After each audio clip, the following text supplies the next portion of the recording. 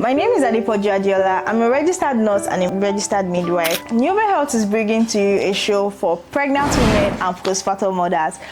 You might be wondering what Novel Health is all about. Novel Health is a tech platform that is redefining maternity care for all pregnant women and postpartum mothers by delivering personalized, uninterrupted, and professional care for your safety and for the safety of your baby. On the show, we're going to have pregnant women and postpartum mothers from different backgrounds sharing their experiences on pregnancy and postpartum, the challenges they face, and how they were able to handle it. And also on this show, you'll be learning valuable information to ensure the safety of you and your baby. So yeah, stay tuned and watch. So on today's episode, we have someone else on the show. She's a Gen Z mom of two, like I would like to call her. She's going to share her experiences on pregnancy, postpartum, and all of the challenges she experienced and she faced and how she was able to handle everything. Also, she's had a boy and a girl. So she'll be telling us the different symptoms she experienced for both her pregnancies and how she was able to handle postpartum journey for both her pregnancies. So here we have today Mrs. Uru Success. Like she said, I'm a Gen Z mother of two. I have a boy and a girl. And today I'll be sharing my experience, my postpartum experience, and everything in between. Yes. Thank you for having me. We're so happy to have you on the show. We're so happy. Pleasure. And one, like, I must say, she does not look like a mother. I promise you, I was telling her to come with her child, like maybe her daughter or her son to this show, because that's the proof. She's such a beautiful specimen. Thank you. She doesn't even look anything like a mother, and I love it. And this is to show that mothers, you have the ability to look as good as possible. You having a child or you having children does not mean you shouldn't take care of yourself. I mean, she's a very good example of that. I mean, look at her. Yeah, you look so beautiful, by the way. Yeah, so I want you to just give me a brief story of like your pregnancy experience, your postpartum on both, your pregnancy experience on both pregnancies. While I was pregnant for my daughter, I realized that I was spitting a lot. I spat throughout my pregnancy. And it was, very, unlike many others that I see. So, but for my son, I spat for my first trimester, and then the next thing I stopped spitting. And then again, I realized that when I was pregnant for my daughter, I wasn't so very active, and I couldn't show up, many times. I just want to be left alone, and sometimes walk around and just have something very light on. But when I was pregnant for my son, when I was carrying my son, I was so active. Really. Wow. I was so active. I show up for my business every day. Mm-hmm. I could, I was going on a walk without my husband having to force me. Let's go out. It's important. And I stopped spitting at second trimester. It was an amazing experience, really. That's really nice to hear. That's really, really lovely. Okay, so we're going to be focusing more on your postpartum journey, okay. How you were able to handle postpartum for your daughter and your son, because being that you've been pregnant for both genders before, that's one of the things we're capitalizing in this show. You're going to tell us how you handled postpartum, or like even the way people treated you postpartum for your daughter, and then the experience that you had for your son. So you just tell us the postpartum experiences you had for both genders. Okay, so for my daughter, I had her abroad, and we're like the black family in the midst of a lot of white people. Okay. So I had people coming in, mashallah, ooh. and all of that. And I used to hear that they're racist and all of that, but I never experienced that. Okay. All I got from those people genuinely was love. In fact, I had a neighbor bring me food. It was very horrible, sorry, but it didn't taste anything like what we can eat in Nigeria. Okay. But I mean, that's an act of kindness, right? So for my daughter, the nurses, we couldn't communicate in English because they speak Turkish and I do English. So I had to learn a little bit of Turkey, and then but I can tell these people care about me, right? About my baby, right? There's a very important part of my journey when it comes to postpartum healing, I would say. is a good support system. Oh. My husband is a very good support system. He helped, I don't feel like, I gave birth to the baby. I went through the 9 months and all that, but my husband played a significant role, and that is, for instance, I want to maybe he would tell me things like, go to bed, pump milk, go to bed, and I'll take care of her. I would wake up, when you give birth, you become so prone to sound. You wake up, right? Okay. So when I wake up to go feed my baby, and he's just, no, don't worry, sleep. I would handle that. That's and so genuinely, beautiful. he goes to handle it. And then I wake up, she's sleeping. If he does overnight, if he stays to take care of her at night, I do that in the morning. Then he goes to rest, right? So it's a very beautiful experience. Quite stressful because my mom was not there to take care of. In fact, let me go there. Let me digress a bit. Okay. My mom was not there to take care of me because but then I had my daughter's godmother was there for her. She had an operation. She had a surgery. She had to postpone.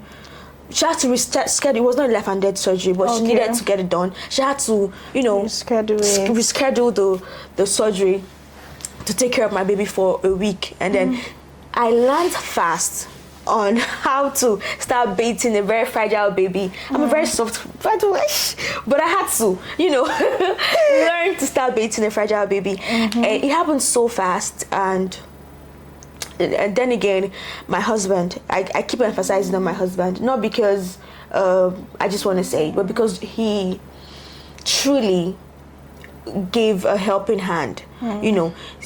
He would carry the burden on his shoulder like as though it was I know this is supposed to be parenting, he has his own, but he would tell me things like, study, I'll take care of the baby. So while I study, he's taking care of the baby and all of that. And for my son, my husband is a very sweet man. When I had my daughter, he will make videos, I can't wait to see you, and all the sweet stuff.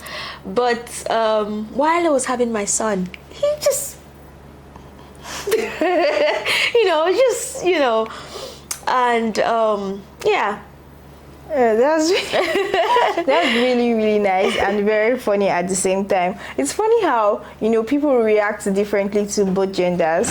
Okay, so yeah, it's so amazing how she had but it's so amazing about her talking about her postpartum journey. But one thing is key: she had a healthy and very good support system. Having a really good support system is really going to help you in pregnancy, in postpartum is really, really important. Yeah, another question I would ask you now is that the symptoms you faced for when you were pregnant for your daughter, were they different when you were pregnant for your son? Completely different. Okay. In fact, one of the reasons why I knew I was carrying a boy was because I wasn't spitting. I wasn't feeling so tired. In fact, I know the day and time I got pregnant for my son. That's a completely different topic. Yes.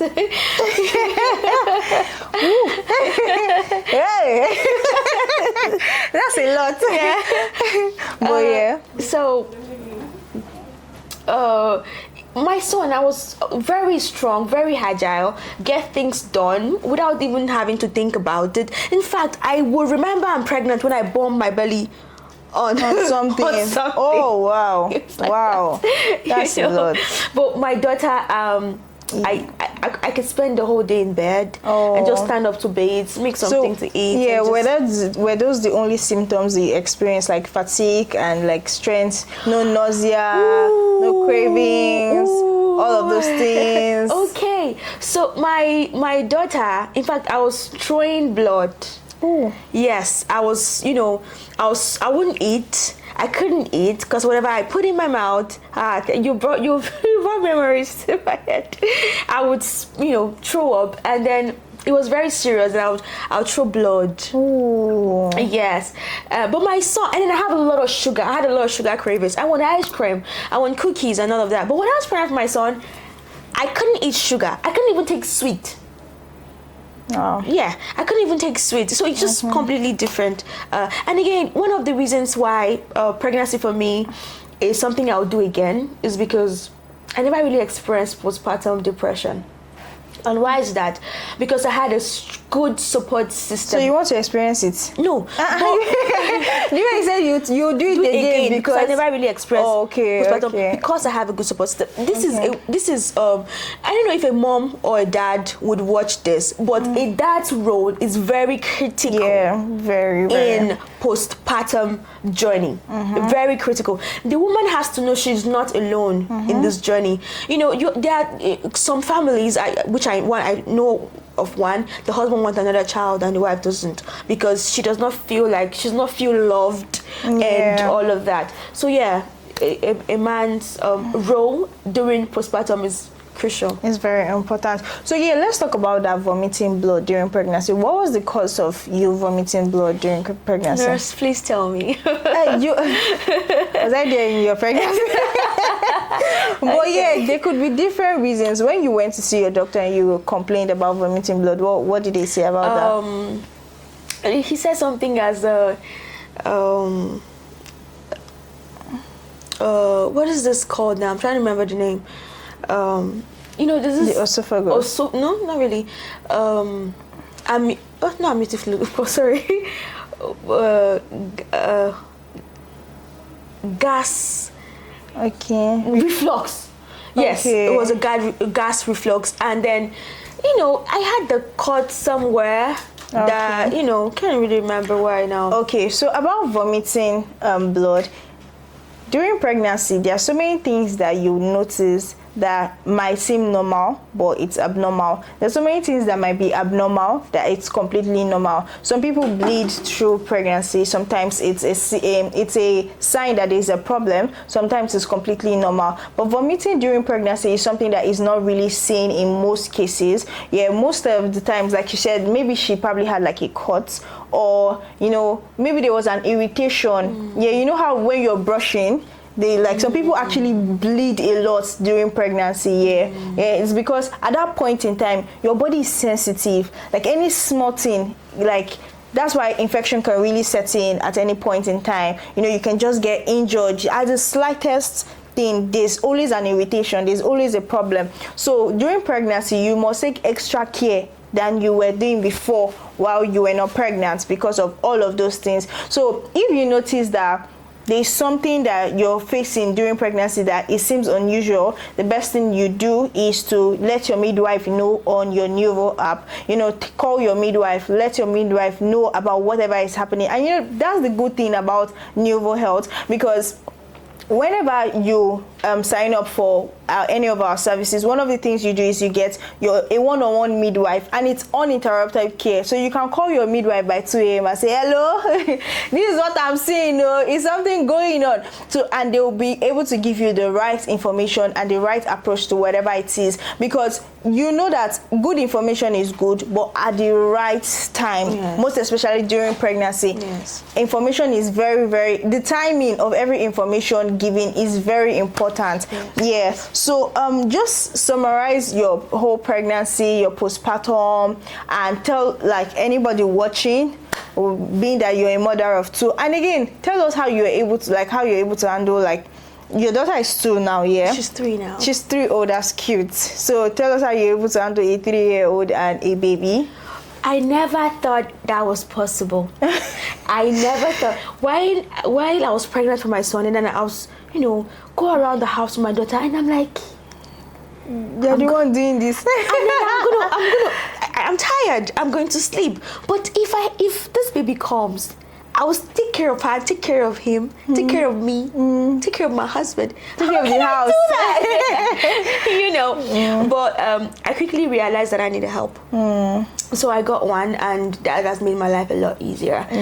Patricia, if you ever come across this, thank you. That's really nice. So yeah, this is a message to every mother out there. If you need help, get help. I say this all the time, that there's no award for suffering. There's no award for most hardworking. You broke your back trying to do it. If you need any help whatsoever, get help. You need somebody to do the dishes, you need somebody to drive you need somebody to cook for you. Get the help you need. Yeah, it's very, very important. So yeah, this is we're rounding up the show. Thank you so much for coming. Don't forget to like, share, subscribe to the YouTube channel, and yeah, also drop in the comments whatever it is that you face. If you've had like multiple children, tell us your experiences on both genders, how you were able to handle it postpartum, pregnancy, and all of those amazing stuff. Let us hear, let us know your experiences. And also don't forget, the reason why we're here is this show is sponsored by Nuvo Health. Nuvo Health is we're helping to we're redefining maternity care for pregnant women, postpartum mothers all over the world, ensuring they get the best care possible, uninterrupted and professional care, for the safety of you and your baby. So thank you so much for watching. Bye.